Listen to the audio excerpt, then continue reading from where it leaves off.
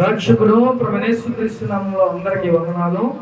వాక్యంలోకి వెళ్దాం. అందరూ బైబిల్ తీసినట్లయితే శ్రద్ధగా విందాం. ఎవరైనా చూడొద్దు, పిల్లలు కూడా శ్రద్ధగా వినాలి. అటు ఇటు తిరగొద్దు, అటు ఇటు అసలు ఏం మాట్లాడదు. దయచేసి అందరూ బైబిల్ గ్రంథం తీస్తే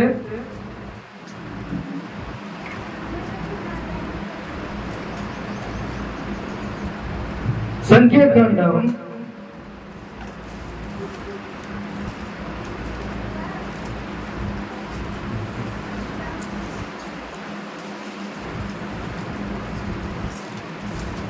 23వ అధ్యాయం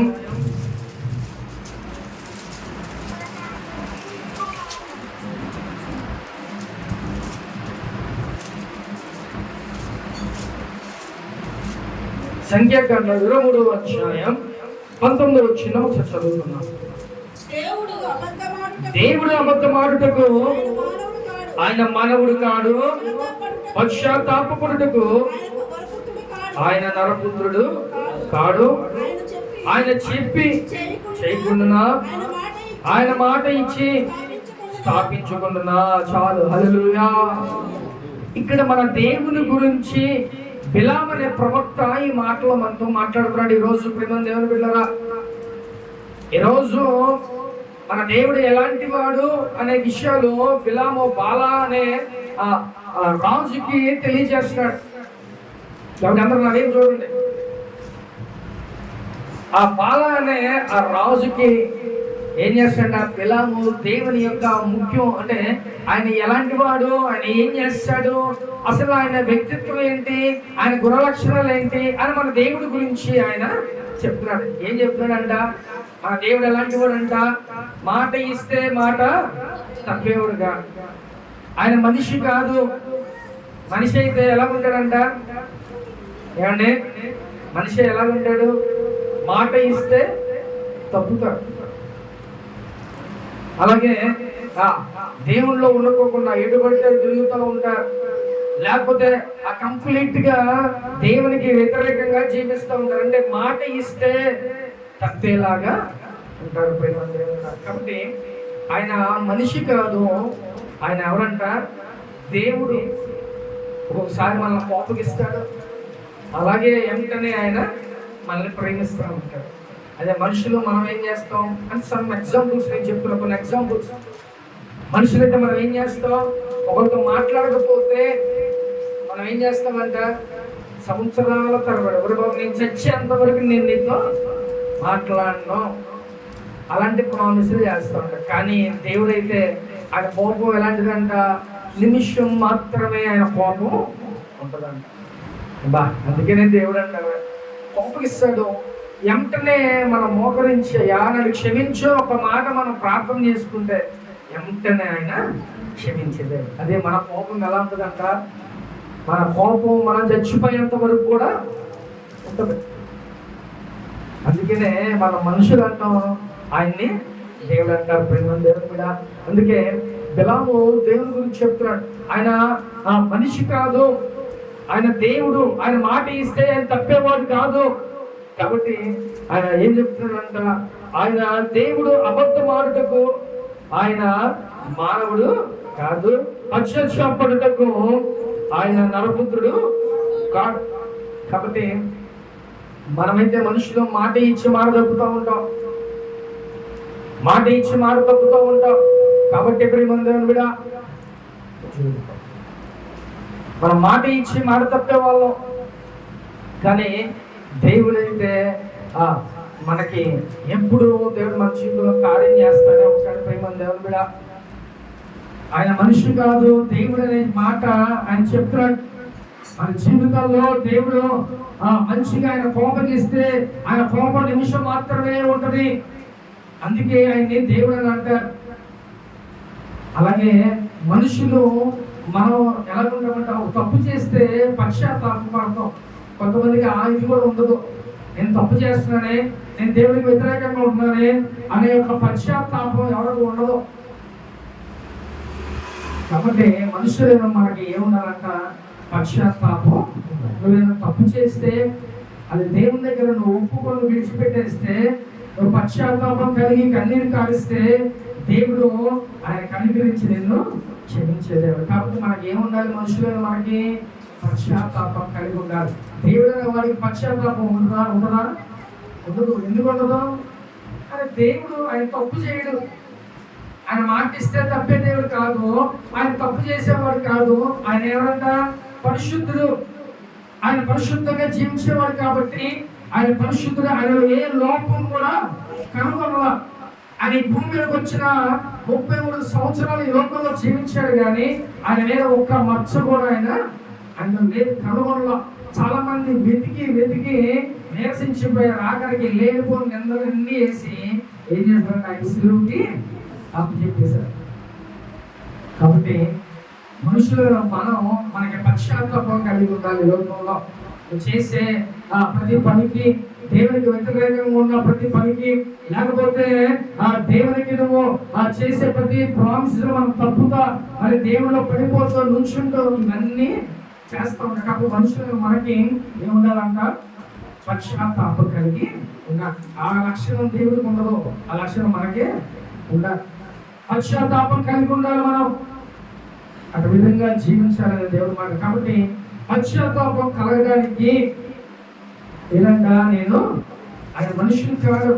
కాబట్టి ఆయన చెప్పి చేయకుండా ఆయన మాట ఇచ్చి స్థాపించకుండా, ఆయన చెప్పి చేయకుండా ఉంటారంటే ఆయన పక్షాన ఏదైనా ఒక మాట చెప్పారంటే అది కంపల్సరిగా అది భూమి గతించిపోయినా, ఆకాశం గతించిపోయినా, నీ జీవితంలో చెప్పిన మాట మటుకి కంపల్సరిగా దేవుడు నెరవేరుస్తాడు. అంత గొప్ప దేవుణ్ణి మనం ఆరాధన చేస్తున్నాం, ఆయన దగ్గరికి వస్తున్నాం. కాబట్టి నువ్వేం చేయాలి? ఇంత గొప్ప దేవుడిని కలిగిన ప్రభువా, నాకంటూ నా జీవితంలో ఈ కార్యం చేయి. నువ్వు మాట ఇవ్వు, నువ్వు నా జీవితంలో ప్రామిస్ చేయి.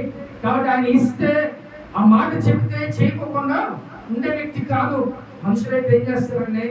మనం 10,000 అడిగితే ఇస్తాం దాటేసాం, లేకపోతే 10,000 కాదు నా దగ్గర 2,000 ఉన్నాయనో అంటే మాట తప్పుతూ ఉంటారు. నేను ఇస్తాను ప్రామిస్ చేస్తారు, కానీ ఏం చేస్తారంట? ఆ ప్రామిస్ని బ్రేక్ చేస్తారు. కానీ దేవుడు మటుకి ఈ జీవితంలో ఏది చేయాలనుకుంటున్నాడో అది మటుకి కంపల్సరిగా దేవుడు చేస్తాడు. ప్రేమ దేవుడా. కానీ ఒకసారి మనం దేవుళ్ళు అటు ఇటుగా ఉంటేనే కొంత లేట్ అవ్వచ్చు కార్యాలు, కానీ చేయటం మటుకి కంపల్సరిగా దేవుడు చేస్తాడు. కానీ నీ మూలనే లేట్ అవుతూ ఉంటాయి. నువ్వు అటు ఇటు తిరిగి దేవునికి వ్యతిరేకంగా జీవిస్తే దేవుని జీవితంలో చేయాల్సిన కార్యాలు, లేకపోతే నీకు చూపించిన దర్శనాలు ఇవన్నీ కూడా ఏమవుతాయి అంట? కొంచెం స్లోగా అవుతాయి. కాబట్టి ప్రేమ దేవుడా, నువ్వు దేవుళ్ళలో చక్కగా జాగ్రత్తగా నువ్వు వెళ్ళావా, దేవుడు చక్కగా నీ జీవితంలో కార్యం చేస్తాడు. అని ఏది చెప్పాడో ఆ కార్యం దేవుడు చేస్తాడు. కాబట్టి భక్తులైన వారి జీవితంలో అనేకమైన మాటలు దేవుడు ఇచ్చాడు, అలాగే వాళ్ళ జీవితంలో దేవుడు చేశాడు. హిజ్కియా ప్రార్థన చేయగా అష్షూరు రాజు ఆయన చంపడానికి, ఆ యుద్ధాన్ని జయించడానికి అని వస్తే ఏమి ఇచ్చాడు తెలుసా? ఆయన గబగబా దేవుని సన్నిధికి వెళ్ళి ప్రార్థన చేయగా ఏం చేశాడు తెలుసా? దేవుడు ఒక మాట ఇచ్చాడు. ఏమనంటే, ఈ రాత్రి వేళ వాళ్ళు అర్థమైపోతాడు ఈ దేవుడు విజయాన్ని అనుగ్రహిస్తున్నాడని చెప్పాడు. ఒక పక్కన లక్షల సైన్యం, ఇవి చూస్తే కొంతమంది ఉన్నారు, కానీ దేవుడు ఏం చెప్పాడంట? వాళ్ళందరూ నేను హతమారుస్తా, నీకు విజయాన్ని నేను ఇస్తానని దేవుడు మాట్లాడాడు. కాబట్టి ఏం ప్రేమ దేవుడు విజయాన్ని మనకి ఇస్తానని చెప్పాడు. కాబట్టి ఏం చేశాడంట? ఆ రాత్రే తన కూతురు పంపించి సైనికులందరినీ హతమార్చేశాడు. కాబట్టి ఆయన మాట ఇస్తే తప్పే దేవుడు కాదు. ఆయన మనసుని జీవితంలో ఒక మాట ఇచ్చాడా, ఆ మాట తప్పేవాడు కాదు. అందుకే తెలమంటున్నాడు, దేవుడు మాట ఇస్తే చేయకుండా ఉంటాడా? కాబట్టి నీ జీవితంలో కూడా దేవుడి దగ్గర దర్శనం చూపించిన, నీ జీవితంలో కూడా దేవుడి దగ్గర కళ చూపించిన, లేకపోతే దేవుడితో మాట్లాడాయా, నీ భవిష్యత్తుని నేను ఎలా తీర్చిదిద్దబోతున్నా, లేకపోతే నీ జీవితంలో ఈ కార్యం నేను చేయబోతున్నా అని ఒకవేళ చెప్పాడనుకో, నువ్వు చక్కగా ఏం చేయాలంట? హ్యాపీగా ఎదురవచ్చు. ఏదేమైనా జరిగింది దేవుడు చెప్పాడు కదా. ఆయన మనిషి కాదు చెప్పి చేయకుండా ఉండడానికి. ఆయన దేవుడు కాబట్టి కంపల్సరీగా నీ జీవితంలో ఆ కార్యం చేస్తారు. కొంచెం ఆలస్యమైంది, అలాగే ఆలస్యం అవడానికి కూడా కొన్ని కారణాలు ఉంటాయి.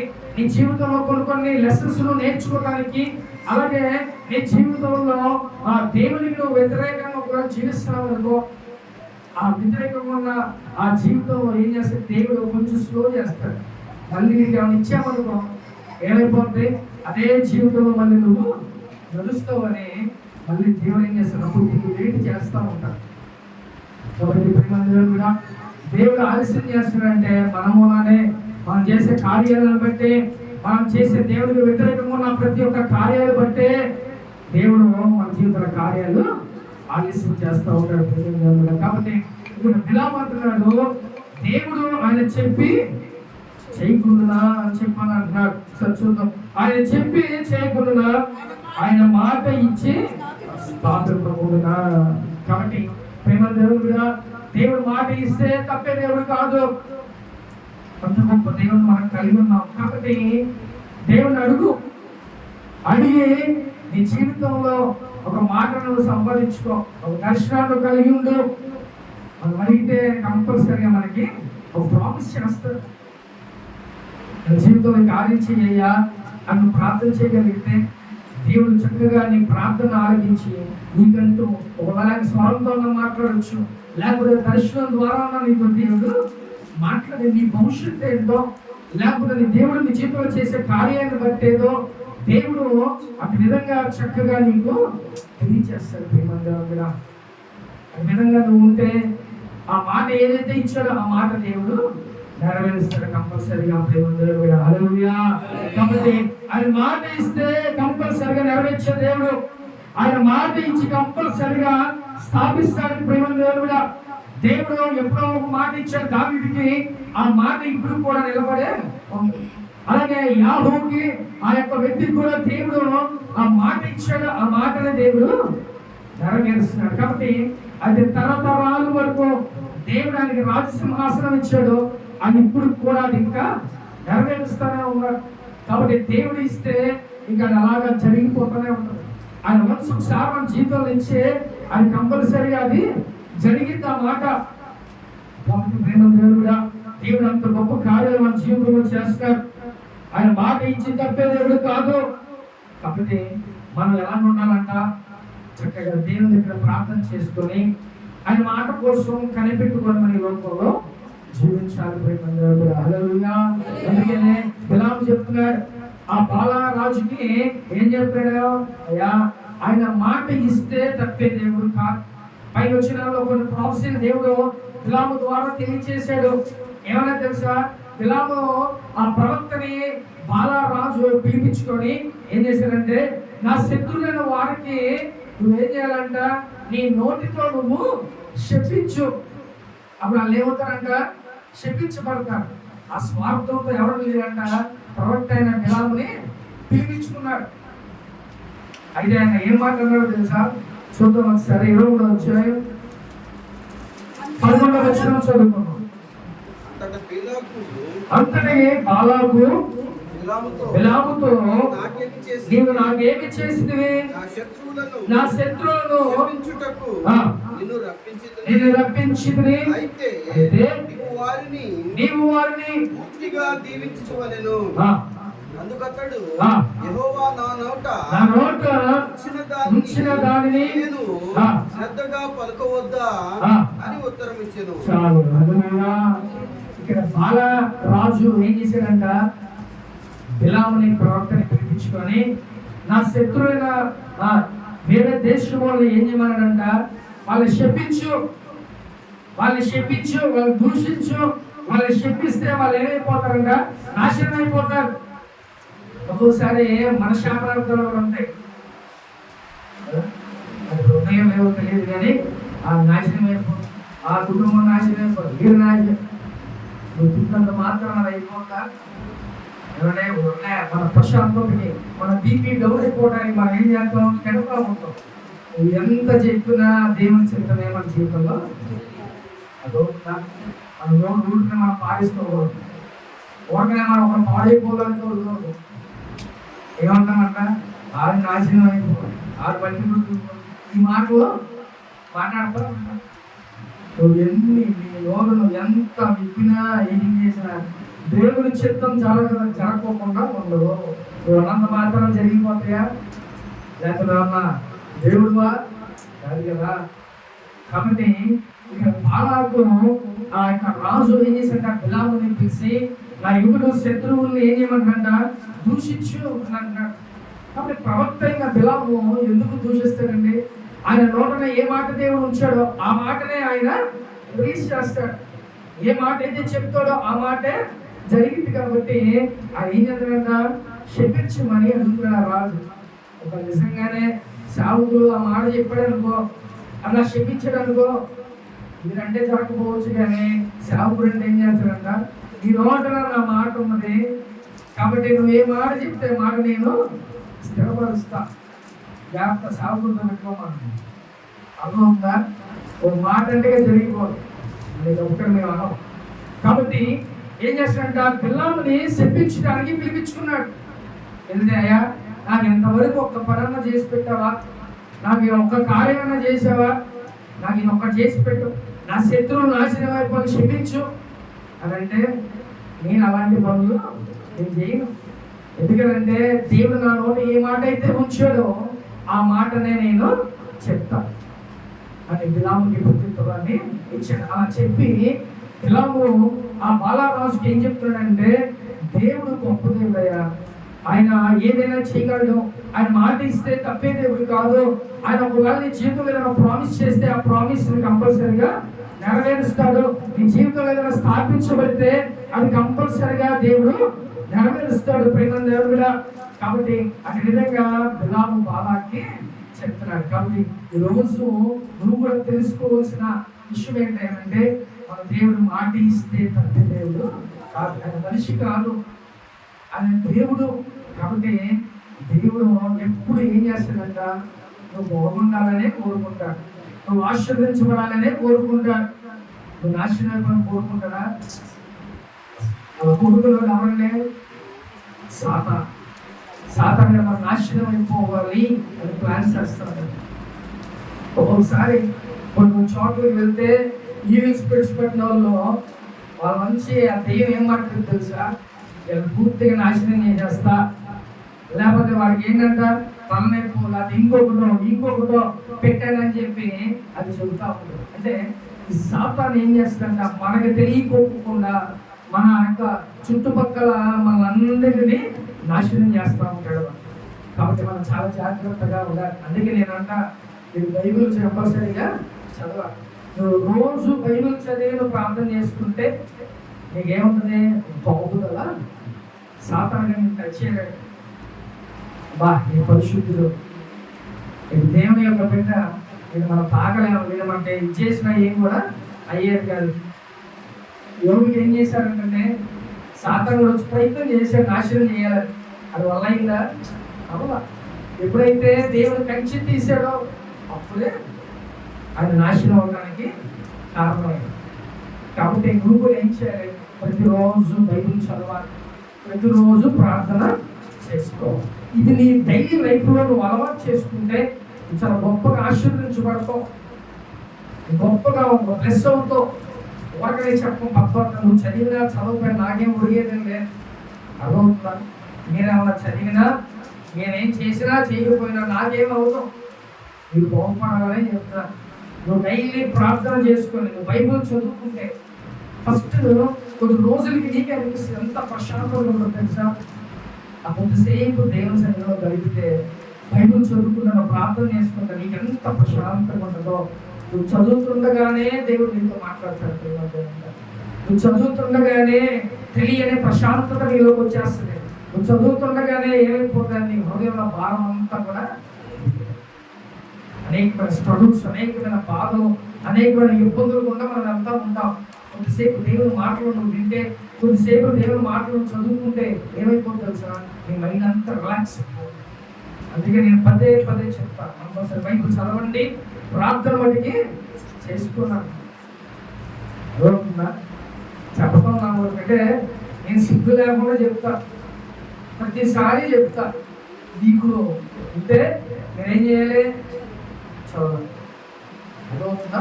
నాకైతే సిగ్గులేదు, ఎందుకంటే మీరు బాగుపడాలి, మీరు చక్కగా దేవుని యొక్క రాజ్యంలో చేరాలనే నా ప్రయత్నం. కాబట్టి మీరు ఏం చేయాలి? చక్కగా బైబిల్ చదువుకోవాలి, ప్రార్థన. ఒకసారి కాకపోతే ఒకసారైనా ఇలా గుడ్డ ఏం చేసిందంట, చెప్పి చెప్పి వినకపోతే లాగా ఒక్కటి ఇచ్చామనుకో, రైట్ స్టడీ అయిపో, ఎటు వెళ్ళాలి, ఇట అది డైరెక్షన్ ఇస్తే వెళ్ళిపోతుంది. కాబట్టి మనం ఏం చేయాలంట, ఒకసారి మనం వింటే దాన్ని మనం ఎలా అయింది పాటించాలి. అర్థమవుతుందా? ఒకసారన్నా మనం ఏం చేద్దాం అలవాటు చేసుకోవాలి, ఈ జీవితాలే బాగుపడతాయి. ప్రేమ దేవుడు. హల్లెలూయా. కాబట్టి ఆ దేవుడు ఏం చేసిండ, ఆ రాజుకి బిలాముతో ఏం చెప్పాడంట, ఆయన గొప్ప దేవుడు అంటే, ఆయన మాట ఇస్తే తప్పే దేవుడు కాదు. కాబట్టి అలాంటి దేవుడిని నువ్వు అడిగితే ఏదైనా చేస్తాడు. కాబట్టి నన్ను శపించమని నువ్వు అడగద్దు, దయచేసి శపించమని నన్ను అడగద్దు. దేవుడు ఏది చెప్పాడో నేను ఆ మాట ఆయనకి చెప్తున్నాను. కాబట్టి ఈరోజు దేవుడు కూడా నీ జీవితంలో ఒకవేళ ఏదైనా చెప్పాడా, ఒకవేళ దేవుడు నీ జీవితంలో ప్రామిస్ చేశాడా, అవన్నీ దేవుడు కంపల్సరిగా జరిగిస్తాడు యేసునామములో ప్రభువా. కాబట్టి ప్రేమ దేవుడా, దేవుడు ఆయన మాట ఇస్తే తప్పే దేవుడు కాదు, కంపల్సరిగా ఈ జీవితంలో ఆయన నెరవేరుస్తాడు. ప్రేమ దేవుడా. హల్లెలూయా. చూడు మరొక వచనం 7వ వచనం చదువుకుందాం.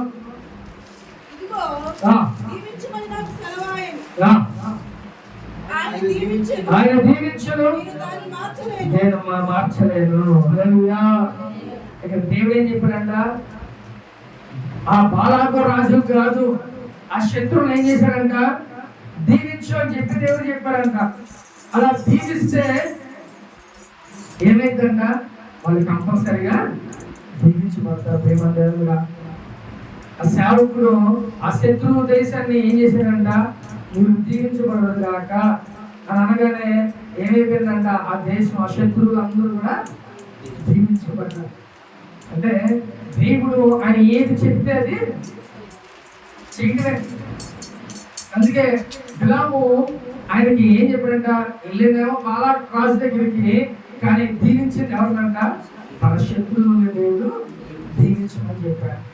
కాబట్టి ఈరోజు ప్రేమ దేవుడా, దేవుడు నిన్ను దీవించి నీకంటూ ఒక ద్వారం తెరిస్తే అది కంపల్సరిగా దానికి ఎవడు ఆపలేడు. అది మనుషులు ప్రయత్నం చేసినా, నిన్ను నాశనం చేయాలన్నా, లేకపోతే ఒక ద్వారం మూసేయాలన్నా కూడా అది వల్ల. ఎందుకంటే దేవుడు తెలిసిన ద్వారాన్ని ఎవ్వరు కూడా మూయలేడు. అర్థమవుతుందా? నిన్ను ఆశీర్వదిస్తే ఆ ఆశీర్వాదాన్ని సాతానుగాడు కూడా దొంగలించినాడు. కాబట్టి దేవుని ఆశీర్వాదం మనకి చాలా ఇంపార్టెంట్. మనుషుల ఆశీర్వాదం కాదు, అది కొద్ది రోజులే లేకపోతే కొంతే.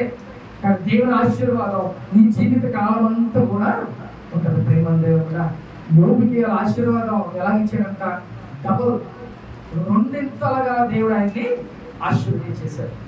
అందుకనే దేవుని ఆశీర్వాదం మనకు కావాలి, దేవుని యొక్క కాపుదల మనకు కావాలి. అంతేగాని లోకంలో మనం ఎంత చేసుకున్నా కూడా అది వృధా.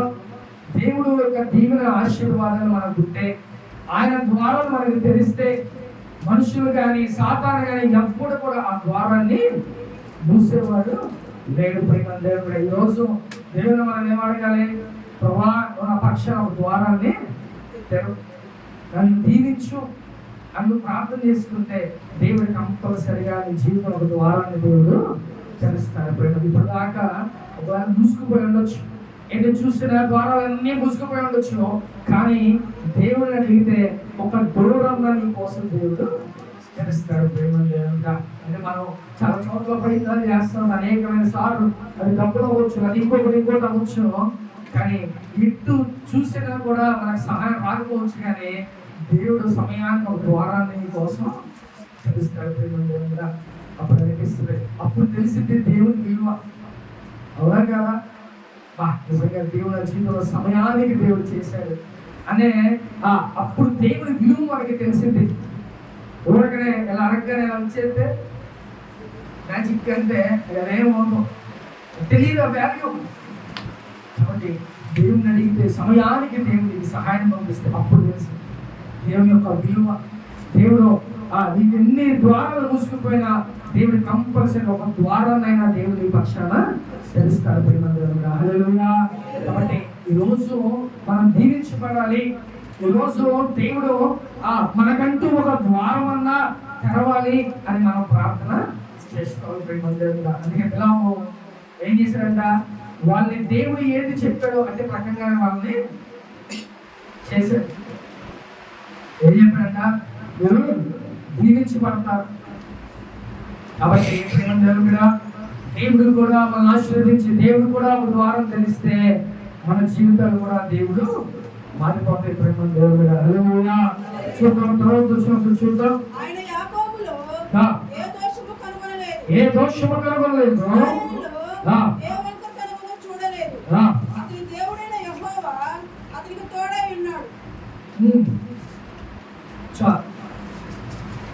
ఏం చెప్తున్నారైనా, ఆయన యాకోబులో దోషం కనుగొనలేదు, ఇశ్రాయేలులో ఏ మంత్రతను కూడా చూడలేదు. అతని దేవుడైన యెహోవా అతనికి తోడై ఉన్నాడు. చాలు. హల్లెలూయా.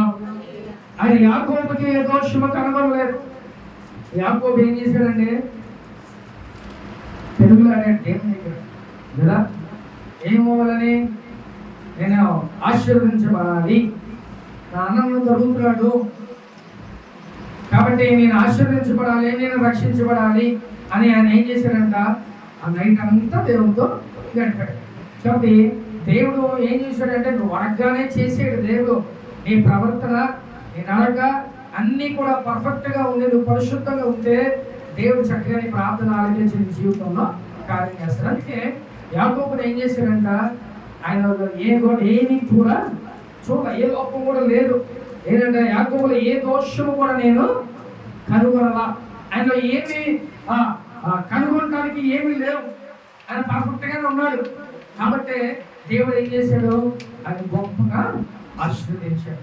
తన అమ్మ కూడా వచ్చి ఏమన్నాడంట, సరినావా అయింది, అయిపోయింది, చక్కగా నీ బ్రతుకు నువ్వు బ్రతుక అంటే ఆయనకి క్షేమాన్ని, భయం నుంచి విడుదలిచ్చాడు దేవుడు.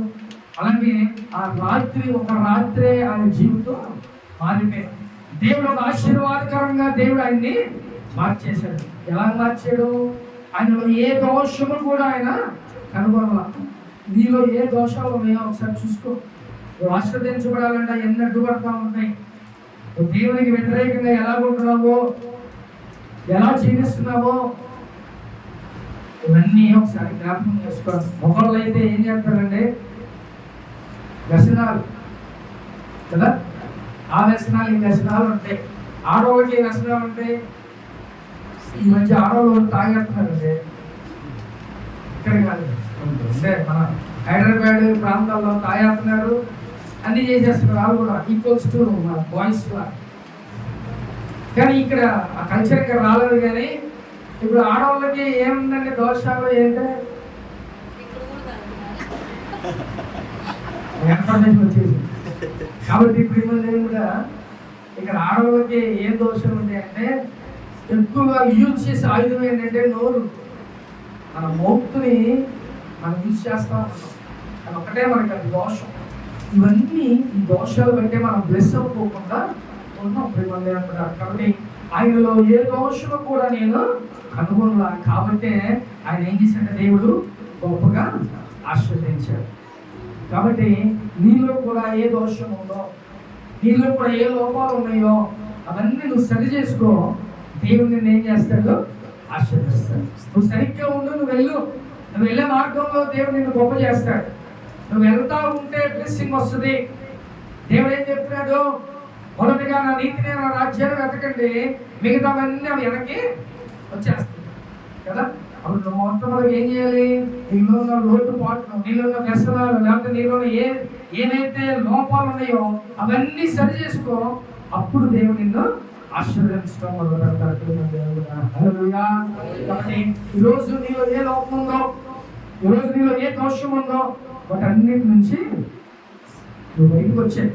వాటి నుంచి నువ్వు బయటకు వచ్చేస్తే దేవుడు నిన్ను గొప్పగా ఆశీర్వదిస్తాడు. ప్రేమ దేవుడు. కాబట్టి దేవుడు నీలో ఏది కూడా ఇది తప్పు ఉంది, ఇది రాంగ్ ఉంది, నీలో ఈ మచ్చ ఉంది, లేకపోతే నీలో డాగ్ ఉంది అని దేవుడు కనుగొనకూడదు. ఆ విధంగా పవిత్రంగా పరిశుద్ధంగా నువ్వు ఉంటే దేవుడు నీ జీవితంలో కార్యాలను చేస్తాడు. ప్రేమ దేవుడు హల్లెలూయా. కాబట్టి ఆయన తోడుగా ఉండబట్టి దేవుడు వాళ్ళని ఆశీర్వదించాడు. ఆయన యథార్థంగా ఉన్నాడు కాబట్టి ఆయన దేవుడు ఆశీర్వదించాడు. ప్రేమ దేవుడు హల్లెలూయా. ఆఖరికి ఒకసారి చూద్దాం 20వ అధ్యాయం 20వ వచనం. రాజు యొక్క జయధ్వని 20వ వచనం. నిజముగా యాకోబులో ఇశ్రాయేలులో శకునము లేదు, ఆయా కాలములందు దేవుని కార్యములు చాలు. హల్లెలూయా. ఇక్కడ నిజముగా యాకోబులో మంత్రము లేదు, ఇశ్రాయేలులో శకునము. విలాము చెప్తున్నాడు, అయ్యా నువ్వు ఆశీర్వదించబడాలంటే ఏది పడితే చేస్తే నువ్వు ఆశీర్వదించబడవు. లేకపోతే యాకోబు ఆశీర్వదించబడటానికి ఏ మంత్రాలు తంత్రాలు ఏం చేయలే. లేకపోతే ఇశ్రాయేల్ ఆశీర్వదించబడటానికి ఏ శకునాలు గిగునాలు చూసుకోవాలి. క్రైస్తవులు ఉన్న మనకి పాత స్థితి పోవాలి. అర్థమవుతుందా? పాత స్థితి మీన్స్ చిన్నదైనా కూడా దాన్ని మనం తీసేసుకొని మనం దేవుళ్ళకి వచ్చాం. ఇప్పుడు పాత ఏం చేయాలి? మనం పాటించుకోవాలి.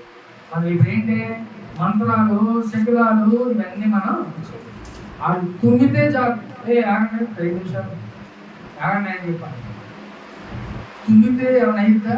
అసలు తుమ్మితే ఏమైద్దండి అంటే మన పెద్దలు చేసిన అన్ని ఆ పిచ్చి పనులన్నీ ఇప్పుడు ఏమవుతున్నాయి? అనుసరిస్తాయి. ఇవన్నీ దేవునికి వ్యతిరేకమైన పనులు. అర్థమవుతుందా? లేకపోతే పిల్లి ఎదురైతే ఆగండి, లేకపోతే ఇంకొకరు ఎదురైతే ఆగండి. ఎవరు ఎదురైతే నీకు జరగాల్సింది జరగకుండా. కానీ మనం ఏం చేస్తున్నాం? మన పెద్దలు పాటించారు, అది మనకు అంటించారు.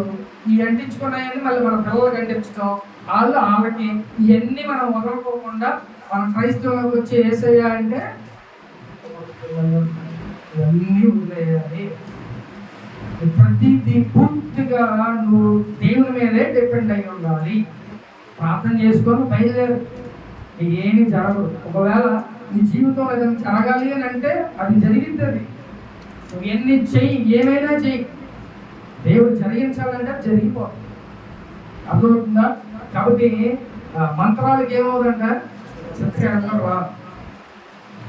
మనం అన్నీ పిచ్చి పిచ్చి వ్యవహారాలన్నీ చేయకూడదు. చక్కగా దేవుడి మీద ఆధారపడాలి. ఎవరన్నా అవన్నీ ఏంటంటే మన దేవుడు ఎంత శక్తి కలిగిన దేవుడు అండి.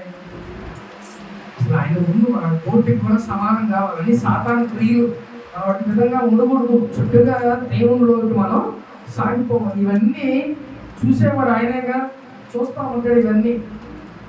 కాబట్టి నువ్వు ఆయన్ని ముందు పెట్టుకొని నడుస్తున్నావా, తైపు ముందుగా పెట్టుకుని నడుస్తున్నావా? ఒకసారి జ్ఞాపకం చేసుకో. నేను ఒక ఇంటికి వెళ్ళాను. అది కూడా ఎక్కడ? మన విశ్వాసే మల్యాలలో వెళ్ళాం. విశాఖపేట దాటి కుట్రాల పక్కన ఊరు వెళ్తే అక్కడ దేనికి పిలిచారంటే గృహప్రవేశానికి పిలిచారు. చాలా మంది పాస్టర్లు కొంతమంది చెప్పారు ప్రసంగాల్లో, నాకు జరిగిన సిచ్యువేషనే చెప్పారు. కానీ నేను ఫేస్ చేశా అవన్నీ. గృహప్రవేశం పిలుస్తారు. ఇంకా వెళ్ళాం. సరే ప్రార్థన చేసి నేను ఆల్రెడీ ఇంటి ముందు అంటే రేపు గృహప్రవేశం ఈ రోజే నేను ప్రార్థన చేసుకునే వస్తానన్నమాట. చక్కగా మంచిగా ప్రార్థన జరగాలి, మంచిగా ఆరాధన జరగాలని వెళ్ళాను. వెళ్తే సరే చక్కగా మేము వెళ్ళాము. పాటలు పాడుతా రూమ్లో తిరుగుతుంటే మధ్యలో ఏదో ఉంది. ఏముంది? ఏదో కాల్చి ఉన్నాయి, ప్లస్ పేడ ఏదో ఉంది, ఇంకేమో ఉన్నాయి. ఏమన్నా బాగుంది, ఇక్కడ మధ్యలో పెట్టారు ఏంటా నాకు అర్థం కాదు.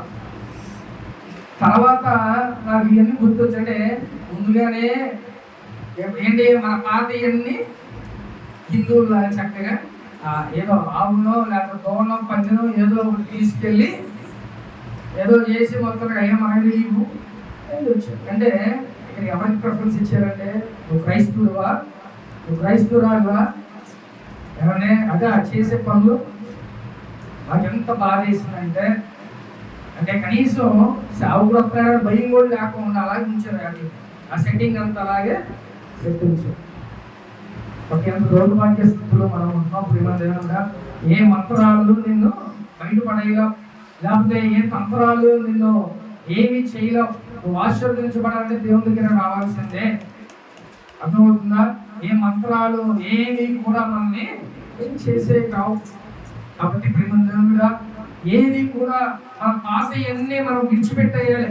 నువ్వు దేవుళ్ళకి వచ్చేసావు, నువ్వు ఏది కూడా. కొంతమంది నన్ను అడుగుతారు, అయ్యా మంచి రోజు ఏదో చూసి చెప్పండి అయ్యా. పాత్ర అయ్యా ఏ రోజు పెట్టుకున్నావు అయ్యా అంటే మంచి రోజు చూసి చెప్పండి. నేను పొంతులు చెప్పడానికి మంచి రోజు చూసి మంత్రాలు చదవడానికి ఏమండి. కాబట్టి ఏమండి, రోజులన్నీ ఎవరు చేసాడు? మన దేవుడే చేశాడు. అంటే ఈ మంచి రోజా? సోమవారం మంచిది కాదా? లేదా మంగళవారం మంచిది కాదా? బుధవారం మంచిది కాదా? ఈ డేస్ అన్ని దేవుడు చేసినాయే. కానీ ఏంటంట, మనుషులైన వాళ్ళు దేవుడు చేసిన రోజులనే ఏం చేస్తున్నాం? అవి బ్యాడ్ డేస్ అని మనమే క్రియేట్ చేస్తున్నాం. మనం ఎవడం అసలు?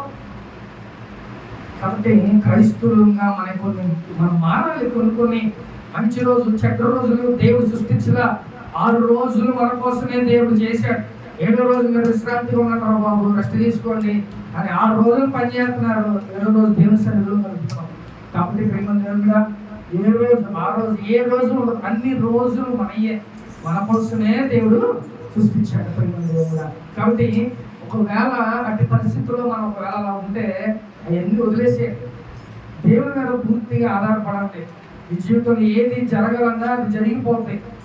దేవుడు అది నీ జీవితంలో ఎన్నో చేశాడంటే అది జరిగింది కంపల్సరీగా. నువ్వు ఎన్ని ప్రయత్నాలు చేయి, అది జరగకుండా ఆగదు. కాబట్టి ఇవన్నీ శకునాలు, మంత్రాలు, తంత్రాలు ఇవన్నీ కూడా వేస్ట్. అర్థమవుతుందా? కాబట్టి కూడా ఇకనైనా మనం ఏం చేయాలంట, వీటన్నిటి నుంచి ఒక ఆవిడ ఇంటికి వెళ్తే ప్రయత్నం చేస్తే ఫస్ట్ మెట్లేమో ఇటు ఉన్నాయి.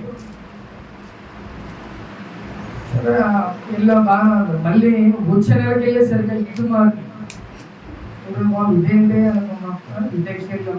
ఇంకోసారి చూస్తే ఇట్లా చేశారు. దేనికి మారుస్తారమ్మా అంటే, వాస్తు ఇదేంటండి ఇంట్లో తెచ్చిపోతారంట, లేకపోతే అదే పోతుంది.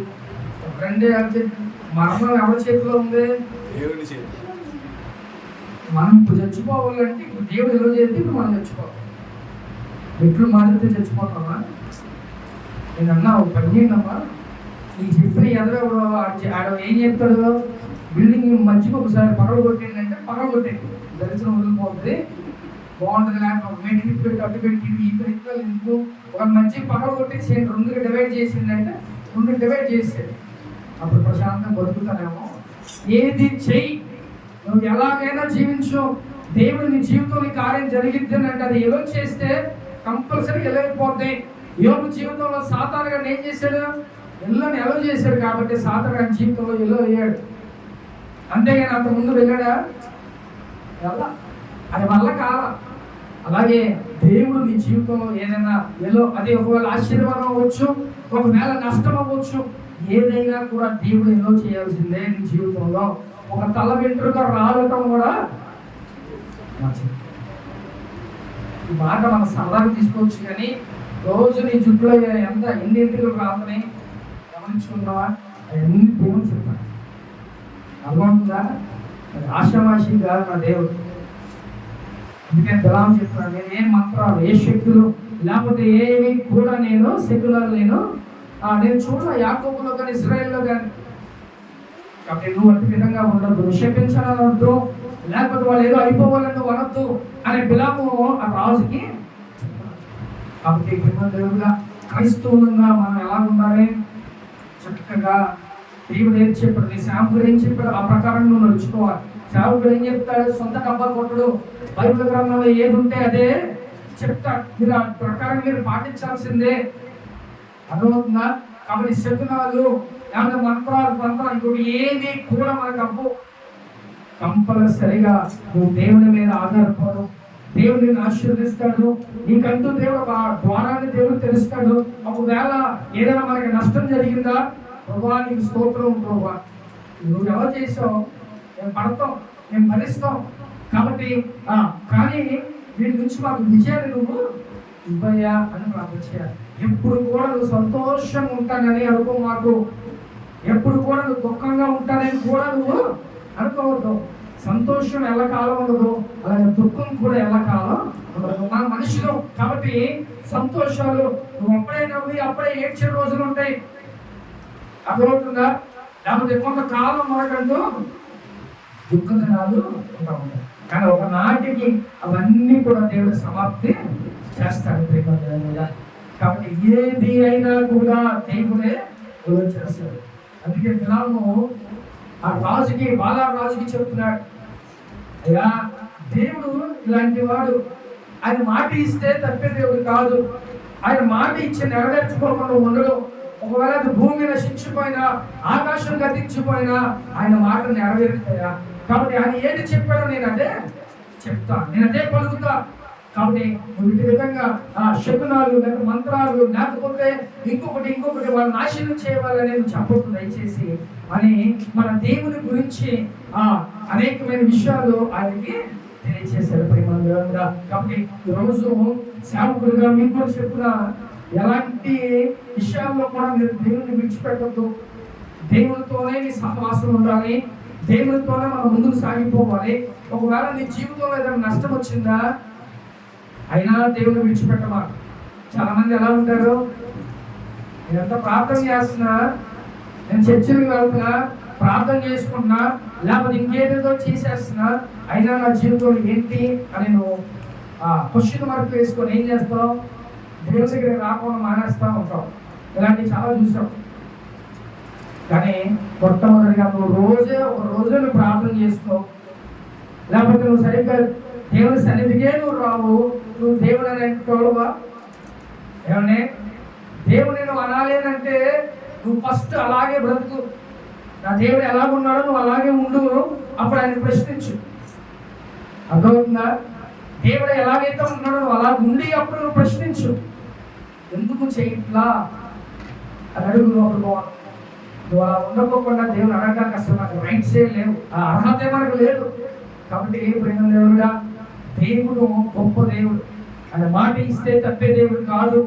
ఆయన ఏది కూడా మీరు చూడడానికి వీల్లేదు. ఏ శకునాలు, మంత్రాలు, తంత్రాలు లేకపోతే ఏది కూడా అవతల వాళ్ళు నాశనం అయిపోవాలి, లేకపోతే ఇంకొకరు నాశనం అయిపోవాలి, ఇలాంటి మనం కోరుకునే వ్యక్తులు కాదు. దేవుడి పెట్లో మనం ఏం చేయాలి, మన ప్రేమను ఇతరులకి పంచాలి. నువ్వు నాశనం అయిపోతున్నా నువ్వేం చేయాలంట, ఇతరులు పోకుండాలని కోరుకునేవాడు. కొవ్వొత్తి ఏం చేసిందంటే కరిగిపోయి ఏం చేస్తుంది. క్రైస్తవులు కూడా అలాగే ఉండాలి. నువ్వు కరిగిపోతున్నా, నువ్వు వెలిగించేలాగా ఉండాలి. నువ్వు నాశనం అయిపోతున్నావు కూడా ఎదుటి బాగుండాలి అని కోరుకునే వ్యక్తులు క్రైస్తవులు. కాబట్టి నువ్వు అంటే విధంగా ఉండాలి ప్రేమ జనముగా. జాగ్రత్త. మనకున్న ప్రతి తరాన్ని నువ్వు విడిచిపెట్టుకోగలిగితే, నేను ఏ దోషము కూడా దేవుడు కనుగొనకుండా ఉంటే దేవుడు కంపల్సరిగా నిన్ను ఆశీర్వదిస్తాడు ప్రేమ. నా జీవితంలో కార్యాలు జరగట్లేదు అనుకో మాకు. ఒకవేళ జరగట్లేదు అన్నా కూడా నువ్వు దేవుని విడిచిపెట్టమాకు. నువ్వు వచ్చే టైంలో దేవుడు నీ జీవితంలో కార్యం చేస్తాడు. నువ్వు వెళ్ళే క్రమంలోనే దేవుడు కార్యం చేస్తాడు. కాబట్టి దేవుని కూడా కొనుక్కోవద్దు, సరుక్కోవద్దు. దేవుడు గొప్ప దేవుడు, అని ఏదైనా చేయగలడు, అని సమర్థుడు ప్రేమ దేవుడుగా. కాబట్టి అలాంటి దేవుని గురించి ఈరోజు బిలాము రాజుతో మాట్లాడుతున్నాడు. కాబట్టి ఈ విషయాలన్నీ మనం జ్ఞాపకం చేసుకోవాలి. ఆయన ఎలాంటి వాడంట, ఆయన మనిషి కాదు, ఆయన మాట ఇస్తే తప్పే దేవుడు కాదు, ఆయన గొప్ప శక్తి కలిగిన దేవుడు ప్రేమ దేవుడుగా. అలాంటి దేవుణ్ణి మనం ఆరాధన చేస్తాం. కాబట్టి నువ్వు కూడా ఎలా ఉండాలంట, చక్కగా అలాంటి దేవుడిని ఆరాధన చేయాలి, అలాంటి దేవుడు బతిమాలాలి. అలాంటి దేవుడు మనం ఏం చేయాలంట, నా పక్షాన ఒక ద్వారం తెరువయ్యా, నన్ను ఆశీర్వదించు, నన్ను దీవించు అన్న ప్రార్థన చేస్తే దేవుడు కంపల్సరీగా ప్రార్థనని ఆలకిస్తాడు. ఎందుకంటే మనిషి కాదు. ఒకవేళ నేను మనుషులు పట్టించుకోకపోయినా దేవుడు మట్టికి కంపల్సరీగా నేను పట్టించుకుంటాడు, నేను చూస్తాడు ప్రేమ దేవుడుగా. కాబట్టి దేవుని యందు చక్కగా మనం ఎలాగో ఉండాలి. మన పాత జీవితం, మన తల్లిదండ్రులు మనం నేర్పించేవన్నీ వేస్ట్. దేవుడు ఏది చెప్పాడో, ఏది నేర్పించాడో అది మనం అనుసరించి వెళ్ళిపోవాలి. అలా వెళ్తే దేవునికి ఆశీర్వాదం అనేది మనకి వెంటనే మన దగ్గరికి దేవుడు చేస్తాడు. ప్రేమ హల్లెలూయా. కాబట్టి మన దేవుడు ఈరోజు ఎలా చెప్పారట, ఎలా ప్రవక్త ఆయన గొప్ప దేవుడు, ఆయన కంటే అసాధ్యమైనది ఏదీ లేదు, ఆయన మనిషి కాదు, లేకపోతే ఆయన మాట ఇస్తే తప్పేవాడు కాదు, ఆయన ఏదైనా చేయగలరా. కాబట్టి అలాంటి దేవుని మనందరం కూడా ఆరాధన చేస్తున్నాం. కాబట్టి దీనికి కూడా భయపడద్దు. అలాగే నువ్వు కృంగిపోవాకు. నువ్వు వెళ్ళే క్రమంలో, నీ ఆత్మీయ జీవితంలో వెళ్ళే క్రమంలో దేవుడు నీ గొప్ప జీవితాలు, గొప్ప కార్యాలు దేవుడు నీ జీవితంలో చేస్తాడు. నమ్ము, దేవుడు నీ జీవితంలో గొప్ప కార్యాలు చేస్తాడు. ప్రేమ హల్లెలూయా. ఆత్మ చెప్పుచున్న మాట చెప్పబడుతుంది గాక. ఆమేన్. అందరూ మోకరించండి, ప్రార్థన చేసుకుందాం.